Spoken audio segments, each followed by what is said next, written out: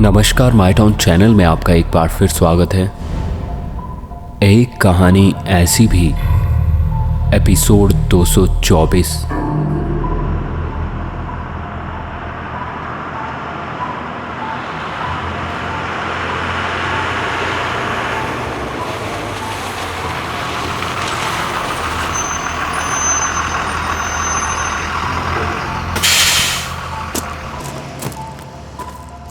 विनोद काम के चौराहे पर बस से उतरा तो देखा पास वाले नुक्कड़ की चाय की दुकान पर कुछ लोग बैठे थे। वो उसकी तरफ देखते हुए हैरानी से खड़े हो गए।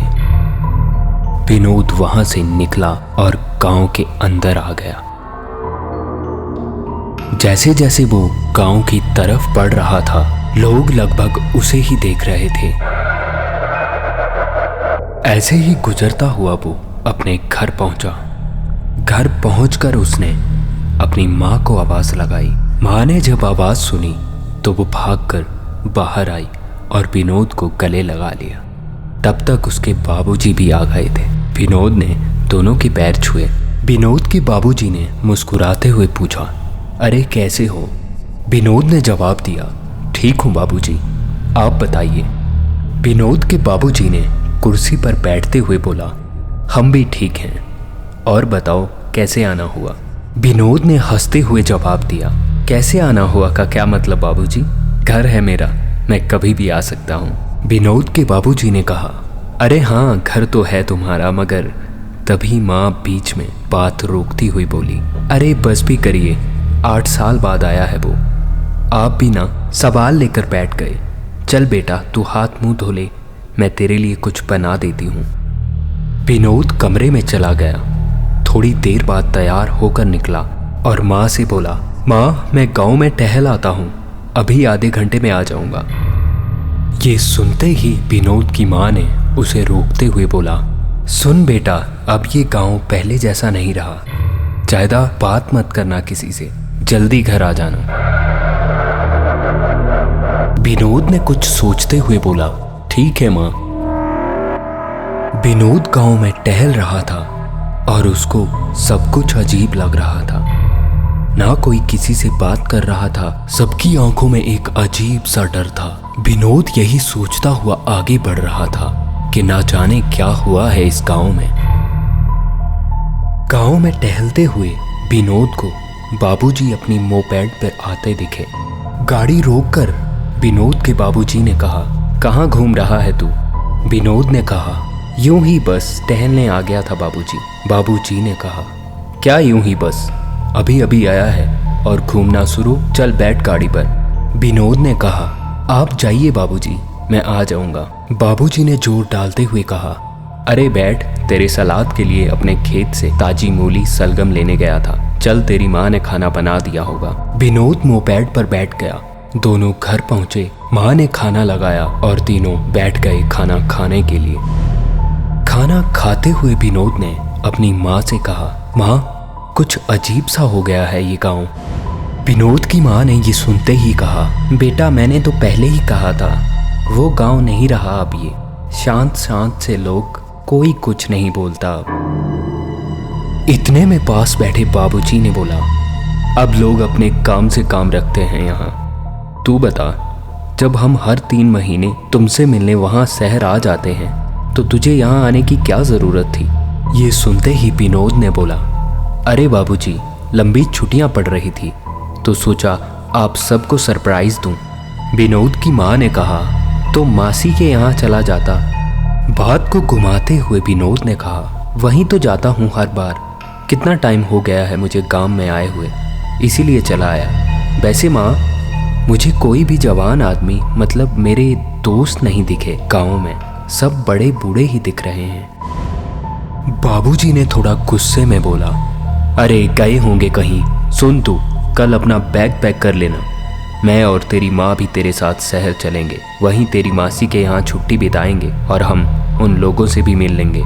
ये सुनकर विनोद ने कहा, पर बाबूजी मैं यहाँ आया हूँ और आप वहाँ जाने की बात कर रहे हैं। विनोद के बाबूजी ने बात खत्म करते हुए बोला, खाना खाओ अब, ठंडा हो रहा है। और विनोद चुपचाप होकर खाना खाने लगा। विनोद 24 साल का लड़का था। वो तुकीराम और राधा की इकलौती संतान था। अच्छे भविष्य और उत्तम शिक्षा के लिए तुकीराम और राधा ने उसे केवल 8वीं तक गांव में पढ़ाया। उसके बाद शहर हॉस्टल भेज दिया। उसी शहर में राधा की बहन भी रहती थी। पिछले 8 साल से वो शहर में था और छुट्टियों में मासी के यहाँ चला जाता था। पर अचानक आज गांव आ गया। गांव की ऐसी हालत और माँ बाबूजी का बर्ताव देखकर वो थोड़ा परेशान हो गया था। खाना खाने के बाद विनोद अपने कमरे में चला गया और बिस्तर पर लेट गया। आधे घंटे के बाद उसके बाबूजी कमरे में आए तो उसने आंखें बंद कर ली। बाबूजी को लगा वो सो गया है तो वो अपने कमरे में लौट गए। कमरे में पहुंचते ही माँ ने पूछा, सो गया है क्या? तुकीराम ने जवाब दिया, हाँ सो गया है। ये सुनते ही राधा ने कहा, आपने शहर जाने की बात क्यों की थी? तुकीराम ने राधा को एक तरफ हटाते हुए कहा, यहाँ से हटो फिर बताता हूँ। विनोद जगा हुआ था। उसे कुछ दाल में काला लगा। वो उठकर दीवार के पास खड़ा होकर उनकी बातें सुनने लगा। तुकीराम ने कहा, तुम भूल गई हो क्या? परसों बड़ी अमावस्या है जो साल में एक बार आती है। वैसे तो हर महीने आती है, मगर हमारे गांव में ये साल में एक बार आने वाली बड़ी अमावस्या ज्यादा भयंकर है। और ये विनोद लंबी छुट्टी लेकर आया है और यहीं पे है।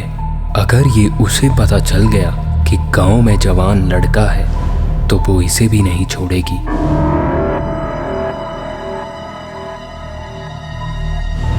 इसीलिए हमें यहाँ से निकलना होगा। ये सुनते ही राधा ने कहा, आप ठीक कह रहे हो। कौन ले जाएगी मुझे और क्या बात चल रही है? ये कहता हुआ विनोद सामने आया। विनोद के बाबूजी ने विनोद की तरफ देखा और शक पकाते हुए कहा, तो तुम सोए नहीं? विनोद ने कहा, नहीं, आप दोनों कुछ बात कर रहे थे, वो बताइए। विनोद की माँ ने कहा, अरे हम तो ऐसे ही बोल रहे थे, तू जा सो जा। विनोद ने थोड़ा गुस्से में बोला, अगर आप नहीं बताओगे तो मैं कहीं नहीं जाऊंगा, यहीं रहूंगा मैं। कोई हल ना देखकर विनोद के बाबूजी ने कहा, अगर तुझे जानना ही है तो सुन। इतने में विनोद की माँ ने कहा, अरे क्या उसे बता रहे हो कुछ भी? विनोद के बाबूजी ने कहा, वो बड़ा हो गया है राधा, उसको भी जानने का हक है, मुझे बताने दो। सुन, तेरे जाने के 2 साल बाद यानी 6 साल पहले हर बार की तरह यहाँ गांव में बड़ी अमावस्या का मेला लगा हुआ था। उस मेले में खैरू, जो गांव से अलग परिवार के साथ रहता था, उसकी लड़की गायब हो गई थी। वो काफी कोशिशों के बाद भी नहीं मिली। 3 ही लोग थे परिवार में, खैरू, उसकी पत्नी और 18 साल की उनकी बेटी, जिसकी शादी भी अगले 2 महीने में होने वाली थी। 8 महीने गुजर गए मगर खैरू की बेटी सरिता का कोई पता ना चला। वो दोनों पागल हो गए थे और फिर एक दिन दोनों ने फांसी लगा ली। गांव से बाहर रहते थे, इसीलिए किसी को पता भी ना चला और 3 दिन बाद उनको लोगों ने वहां लटके देखा। गांव वालों ने उनका अंतिम संस्कार कर दिया और फिर अगले साल बड़ी अमावस्या पर जो मेला लगा तो चमन सेठ का लड़का गायब हो गया। उसका भी कोई पता ना चला। उससे अगले साल राघव का लड़का गायब हो गया। इस तरह अगले 4 सालों में 4 जवान लड़के बड़ी अमावस्या को गायब हो गए थे और उनका भी आज तक कोई पता नहीं है। पुलिस भी हैरान थी। धीरे धीरे सबने इस गांव की ओर आना बंद कर दिया। गांव के लोगों ने अपने जवान लड़के सब शहर भेज दिए। यहाँ कोई बस नहीं रुकती अब। तभी तो तुम जब गांव में आए थे तो लोग तुम्हें घूर रहे थे। पिछले साल से गांव वालों ने बड़ी अमावस्या का मेला भी बंद कर दिया। एक पहुंचे हुए बाबा से पता किया तो उन्होंने बताया, इस गांव पर एक कुंवारी लड़की का साया है और बड़ी अमावस्या को वो प्रबल हो जाती है। इसीलिए युवा लड़के गायब हो रहे हैं। हर कोई यहाँ इसीलिए अपने बच्चों से दूर डर के साए में जी रहा है। ये सारी बातें सुनने के बाद विनोद ने कहा, ये 21वीं सदी है बाबूजी, आप भी किन बातों में फंसे हो। तुकीराम ने कहा, हाँ बेटा, पर जो हो रहा है उसे अनदेखा तो नहीं किया जा सकता। ये सुनकर विनोद बोला, हद करते हो आप लोग। उन लड़कों को खोजने की बजाय आप यहाँ भूत प्रेत, आत्मा, अमावस्या, जाने क्या क्या बातें कर रहे हो। विनोद की ये बातें सुनने के बाद विनोद की माँ राधा गुस्से में बोली, सुन, तू शहर में पला है ना, इसीलिए नहीं समझ सकता। तेरे बाबूजी जो कह रहे हैं एक एक बात सच है। तू मान या मत मान, तेरी मर्जी। हम कल जा रहे हैं बस। ये सुनकर विनोद ने कहा, अच्छा ठीक है, आप लोग क्यों जा रहे हो? खतरा मुझे है ना। ठीक है, मैं कल चला जाऊंगा। जाइए आप लोग, सो जाइए। विनोद भी अपने कमरे में जाकर बिस्तर पर लेट गया और कुछ सोचने लगा। सोचते सोचते न जाने कब उसकी आंख लग गई। सुबह जब उसकी माँ ने उसे उठाया तो वो उठा और तैयार हो गया जाने के लिए। तुकीराम उसे बस में बैठाकर घर आ गया। तुकीराम ने कहा, चलो, चला गया, ये बढ़िया रहा। सामने खड़ी राधा ने कहा, हाँ और क्या। दोनों अपने अपने कामों में व्यस्त हो गए। अगली रात बड़ी अमावस्या की रात थी। शाम होते होते सब लोग घर में छिप गए। पूरा गांव सुनसान हो गया। तभी चौराहे पर बस रुकी।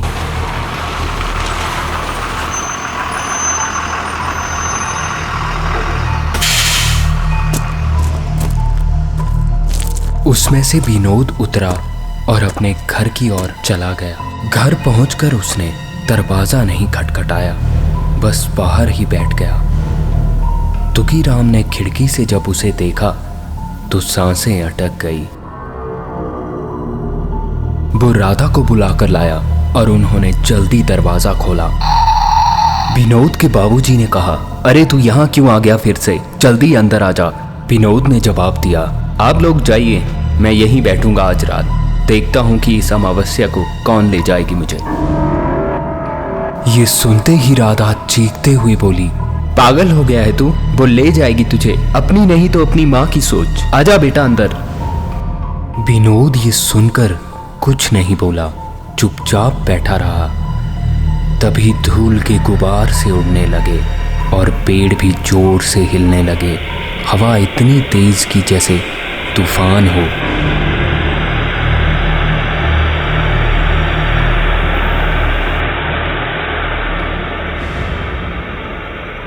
तुकीराम ने विनोद का हाथ पकड़ा और अंदर खींचा, मगर वो धूल का गुबार उसके घर के आगे रुक गया। उसमें एक महिला का चेहरा दिखने लगा। राधा, तुकीराम और विनोद डर से उसे देख रहे थे। देखते ही देखते धूल का गुबार इतना बड़ा हो गया और विनोद को घेर लिया और अगले ही पल विनोद वहां से गायब हो गया। तुकीराम और राधा बस सर पीटते रह गए। धूल का गुबार भी अब गायब हो गया था। विनोद की आंख खुली तो उसने अपने आप को एक गुफा में पाया। उसने चारों तरफ देखा तो हड्डियां ही हड्डियां बिखरी हुई थी। विनोद ने जैसे ही दीवार की तरफ देखा तो उसकी रूह तक कांप गई, क्योंकि सामने दीवार पर 4 नर कंकाल लटकाए हुए थे। ये देखकर वो पीछे मुड़ा। पीछे मुड़कर अभी उसने देखा ही था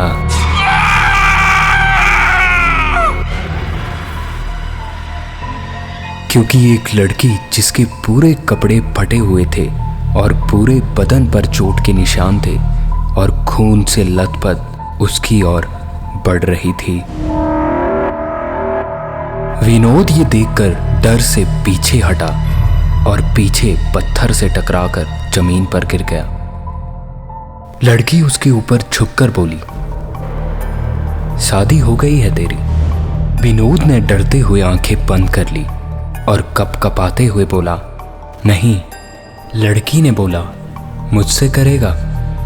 विनोद डरता हुआ हकलाता हुआ बोला, जी कर लूँगा।